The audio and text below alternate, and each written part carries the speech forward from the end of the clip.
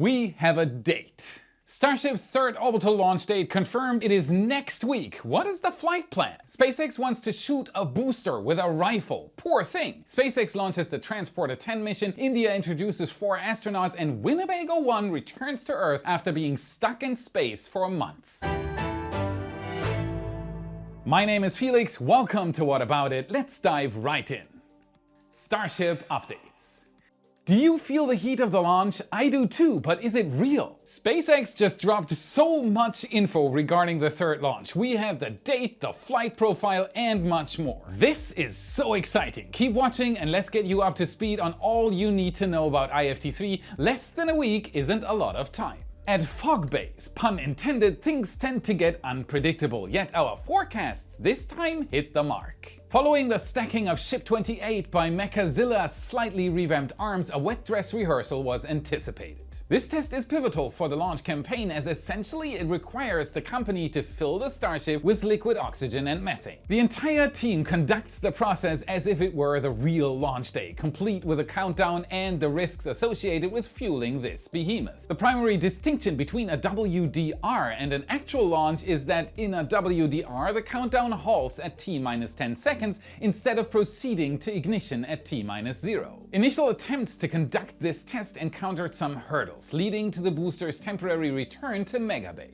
However, once Starship was again in its flight configuration, a successful rehearsal seemed imminent. As mentioned in our last episode, a particular road closure for March 3rd caught our eye. It was shorter than usual, at only 10 hours compared to the typical 12 reserved for a wet dress rehearsal. Initially we thought this closure could be used for a spin prime test of Ship 29, but it ended up being used for something far more significant. Once the road closure took effect, venting was observed at the orbital side of the launch complex, hinting that Stage 0 was cooling down in preparation for action. True to the speculation, later in the evening cryogenic propellants began flowing into the tanks of both booster and the ship. Remarkably, this time they not only filled the entire rocket, but also accomplished this feat in record time. Traditionally, loading a Starship with propellant takes about 90 minutes. That's already pretty quick, especially when compared to the Space Launch System, which requires several hours for fueling. The SLS, however, has an insulation layer that minimizes the propellant's heat absorption, allowing it to take things slow. If you launch one rocket every few years, there is no need to rush, right? In contrast, Starship's bare stainless steel construction lacks such insulation,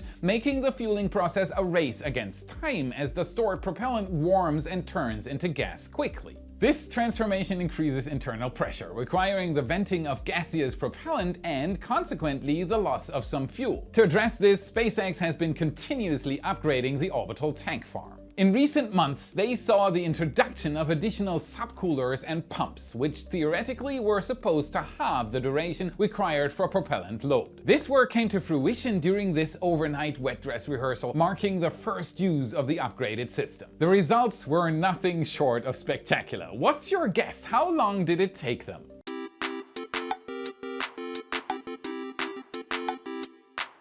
SpaceX managed to load Starship fully in just under 45 minutes. This is an insane improvement. On a typical Falcon 9 launch, it takes around 1 hour and 20 minutes and it takes far less fuel. Following the rehearsal, SpaceX revealed on X that the attempt was a complete success. They also shared some impressive images of the prototype despite the suboptimal lighting conditions. This looks so sci-fi. Completing the wet dress rehearsal is a critical step towards securing the necessary launch license. It is mandatory. Reflecting this optimism, SpaceX has set up a page for the third flight's live stream on X. Such streams have historically been a sign of an official launch announcement, and so it was this time.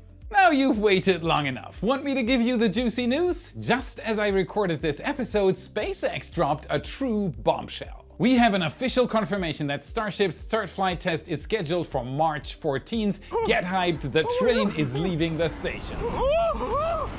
According to the company, the webcast for the official stream will begin 30 minutes before liftoff. This suggests that the launch window on the 14th opens at 7 AM Central Time. With the confirmation of the launch date, SpaceX also updated its own website, which finally gives us some details regarding the flight profile of this mission. Let's compare it with the IFT2 profile. Unsurprisingly, with the new wet dress rehearsal procedure, we'll see massive changes even before the third Starship leaves the tower. Due to the new hardware installed at the tank farm, booster fueling will begin just 42 minutes before the liftoff instead of the previous 1 hour and 37 minutes. 42, get it?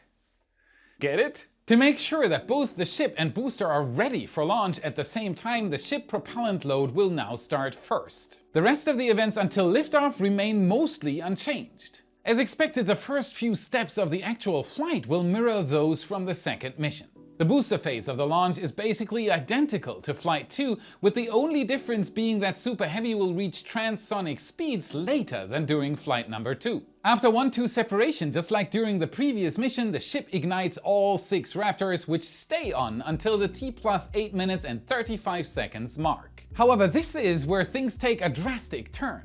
Just shy of 12 minutes into the flight, Ship 28's payload bay will open to confirm that it's working even under flight loads. As expected, we won't see any form of payload deployment as there are no Starlink satellites on board. This step will come later in the future, who knows, maybe during flight number 4, something to look forward to. Then, 24 minutes and 31 seconds after liftoff, Ship 28 will indeed conduct a propellant transfer demonstration. We finally have a confirmation for that as well. During this test, liquid oxygen will be moved from the header tank to the main tank. This test is part of NASA's Tipping Point initiative, which aims to push companies to test out various new technologies. Assuming that Ship 28 will survive all these steps, it can rest for a whole 16 minutes, coasting in space until the T+40 minutes and 46 mark, when it will ignite its engine once more. So this is it will enter a full orbit, right? Well, no. Instead, this will be an in-space Raptor relight demonstration, which could mirror the single-engine firing we saw in December. Still epic. Just 9 minutes later, Starship will begin the atmospheric re-entry, which is a clear sign that we won't see a true orbit. Yet. This is likely why SpaceX wants to conduct a Raptor relight test. If it works as expected, they'll be more confident they can safely conduct a deorbit burn during a future mission. Finally, if the heat shield works as expected and Ship 28 won't disintegrate on its way from space, it will experience an exciting landing. What SpaceX means by that isn't entirely clear. It will probably still just smash into the ocean. However, the FCC license for that particular launch did mention a power-targeted landing. No matter how the upper stage of Starship lands, the most interesting change is where it lands. For Flight 1 and 2, the splashdown zone was located right next to the island of Kauai in the Pacific Ocean. This time, SpaceX wants to touch down in the Indian Ocean, which will likely allow them to reach a higher apogee and as such conduct the in-space engine relight. As you can see, the third flight will significantly differ from what we've seen before. Now, before we all get too excited, there's still the regulatory side of things. Has SpaceX received the launch license yet? Well, no, but according to trusted sources like Eryk and Christian Davenport, the modified launch license is pretty close and it shouldn't be a roadblock for launch number 3. Now you can get excited. Finally, we're also seeing other signs confirming that the launch is indeed very close. This includes a fresh notice to mariners covering a large part of the Gulf of Mexico where Super Heavy will touch down in the water. Ultimately, Booster 10 won't be recovered because following the landing burn, its tank valves will open, allowing it to flood. If for whatever reason Super Heavy doesn't sink on its own, SpaceX will either try to roll it using a tow line to force the water into the tanks or use a firearm to puncture them. No joke, shooting the booster is an official option. Poor thing. Soon we should also see a notice to air missions, or NOTAMs, for both the US and Mexico's sides of the border. I hope I don't have to say that we'll, of course, be streaming the entire thing with our brand new camera network at Starbase. We'll have 3 cameras up, one basically as close to the OLM as legally allowed, one halfway inside the exclusion zone, and one right at the edge. Look out for the stream announcement shortly, we can't wait to watch this together with all of you. The fact that the launch is imminent is also visible at the launch site itself. After the successful wet dress rehearsal, Ship 28 was quickly taken down using the mighty Mechazilla chopsticks. Wait, what? The ship was taken down, but you're saying the launch is getting closer, Felix? How is that possible? Great question, thanks for bringing it up. This is likely a part of the final polishing before liftoff. A close inspection of its heat shield revealed several cracked tiles, some damaged during transport and others due to the stress exerted by the two-piece ship lifter near the ship lifting points. This time SpaceX is pretty serious about testing the heat shield during re-entry, so all broken tiles will have to be replaced. In fact, SpaceX immediately started working on those pesky tiles right away. Some time ago, SpaceX even suction tested most of the tiles to ensure they wouldn't fall off. While we saw numerous missing tiles during previous launches, those prototypes weren't checked as carefully as Ship 28 was. Hopefully this time they'll stick much better. Don't get me wrong, finding a heat tile just lying on a beach is pretty cool, but I'd prefer for the ship to survive, even if it means no more tiles for the public. Additionally, Ship 28 is currently missing its flight termination system charges. While the hope is that these won't be used, the first two launches very much revealed the importance of this system. Installing these charges requires close access to the upper sections of the ship, which forces SpaceX to destack it from the booster. By the way, do you see those two black rectangles? These are the new antennas, which should allow for a more stable connection during the next mission. While the last launch provided some impressive shots, there was a noticeable absence of footage from Starship itself, both during the flight and the recap video. This might not be the case for Flight 3. With SpaceX's ability to utilize the Starlink constellation for telemetry and camera feed, we might be in for some sick live footage from the Starship itself. What do you think? Do you anticipate seeing significant improvements in the video coverage of the third launch? Do you believe Starship will successfully complete its re-entry? Share your predictions in the comments. While much of our attention has been focused on the third flight, SpaceX has not forgotten about the future of Starships. Achieving their ambitious goal of conducting 9 launches in 2024 requires a sizable fleet of rockets. Provided that the third flight doesn't uncover any major flaws in the current Starship design, the next duo slated for space would likely be Ship 29 and Booster 11. As mentioned earlier, Ship 29 is currently stationed at Pad B, where our photographer John has spotted workers performing maintenance underneath the prototype.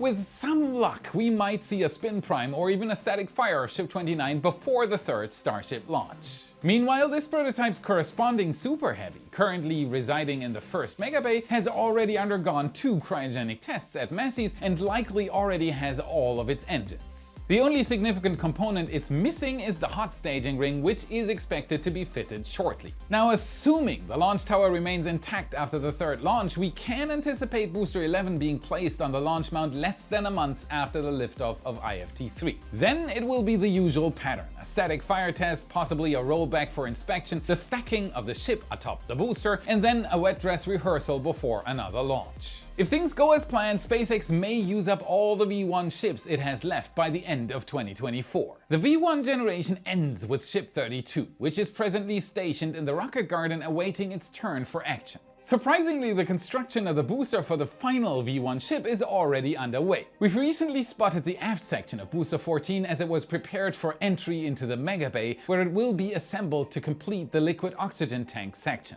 I cannot wait to see the first V2 ships. It is safe to say that SpaceX does intend to launch several Starships this year. The pace is painting a straightforward picture.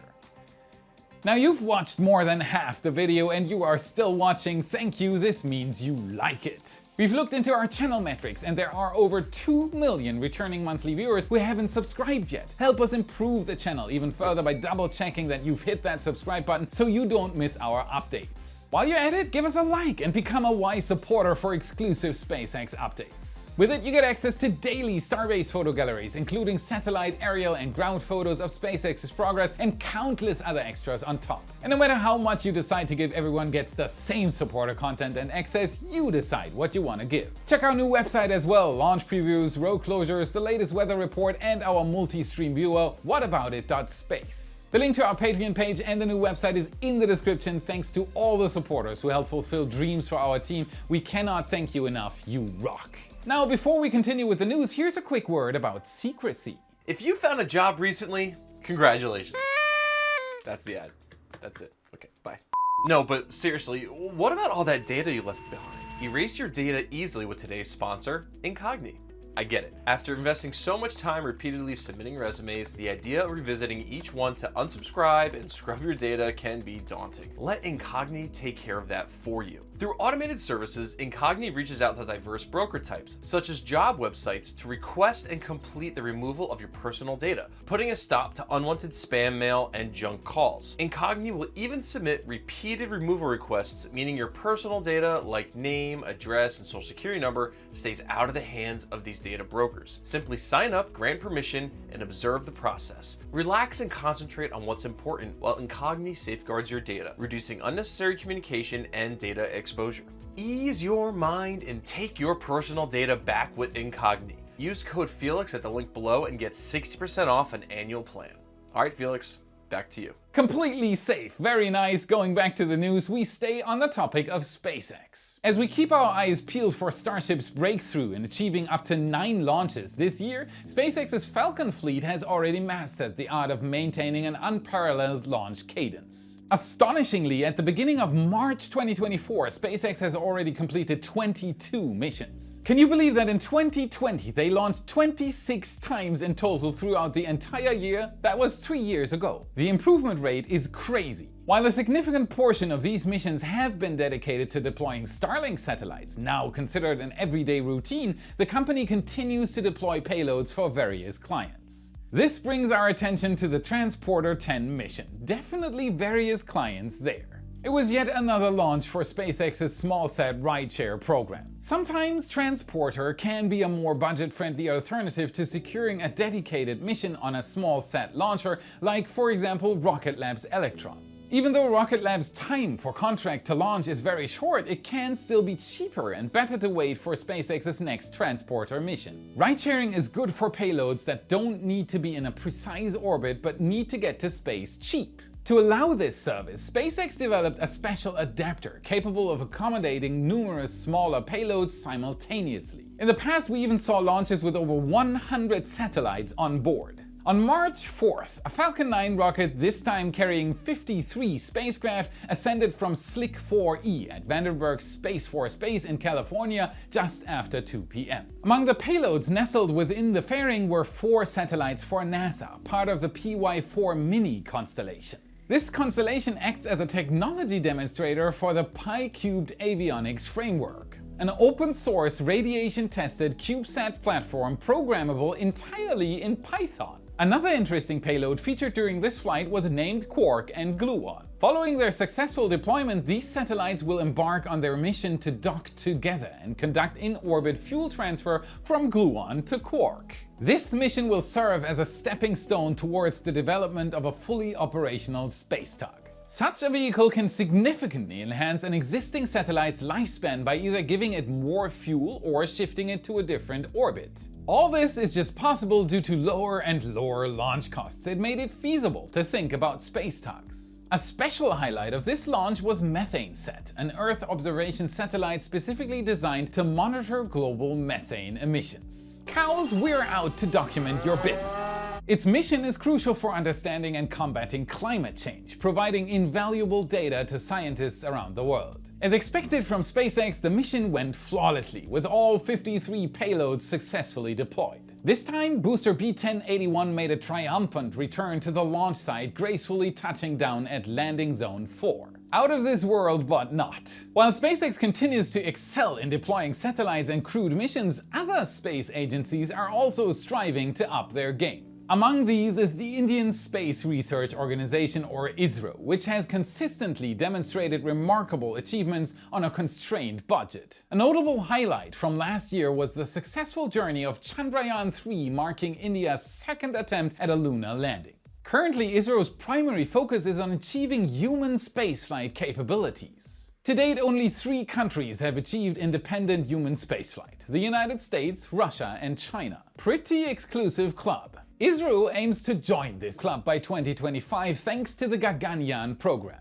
Designed to accommodate 3 astronauts, it is equipped to support life for up to 7 days in orbit. The capsule, slightly smaller and lighter than a SpaceX Crew Dragon, is divided into two main components. The crew module, which serves as the astronauts' living quarters, and the service module, responsible for orbital maneuvers. The latter is jettisoned prior to re-entry, just like how Dragon gets rid of its trunk. The Gaganyaan spacecraft has undergone rigorous testing, including parachute airdrop trials, service module engine tests, and recently, in October 2023, a high-altitude abort test. Another such test is slated for the second quarter of 2024, paving the way for 2 subsequent suborbital test flights. ISRO is very serious about this and demonstrates it with success after success. These steps will lead up to the Gaganyaan 1 mission, marking the spacecraft's first orbital attempt carrying a humanoid robot named Vyomitra.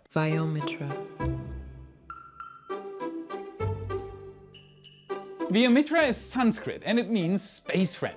Very friendly. Following 3 unmanned missions with our space friend, the stage will be set for Gaganyaan's maiden crewed flight. Preparing for such an important mission, India has already begun training its first astronauts. On February 27th, the Indian Prime Minister announced the selection of 4 Air Force pilots assigned for this program. Given that the capsule can support only 3 people, it is possible that the mission will launch with only 2, with the other 2 serving as a backup crew. Alternatively, rumors suggest that one of them might be a part of the Axiom 4 mission scheduled to launch later this year. Either way, I can't wait to see the first crewed launch from India. I cannot overstate how important this is for ISRO. They are basically going through their very own Mercury program right now. Finally, let's shift our focus to Varda Space, a company that has recently grabbed headlines within the space community. You might not know them, but you should. On the Transporter 8 mission in June 2023, Varda launched an intriguing payload aboard the modified Rocket Lab Photon bus. This mission, dubbed Winnebago 1, carried an experimental capsule aimed at manufacturing ritonavir,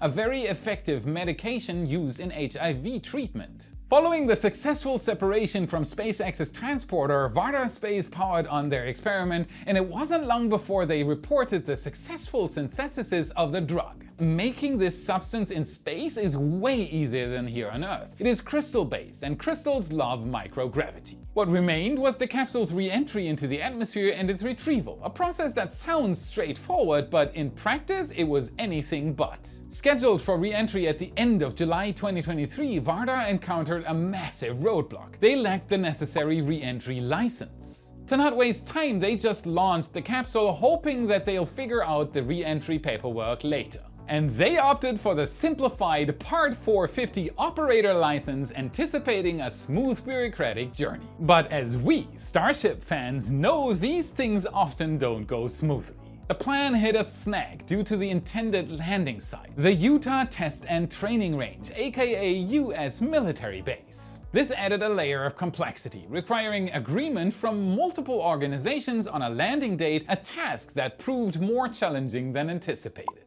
Finally, on February 14th, after an extended 8-month stay in space, they received the green light for re-entry. Surprisingly, despite the delayed return, Rocket Lab's Photon flawlessly executed maneuvers to lower the spacecraft's perigee in preparation for re-entry. The capsule then separated and successfully landed at the designated military test range.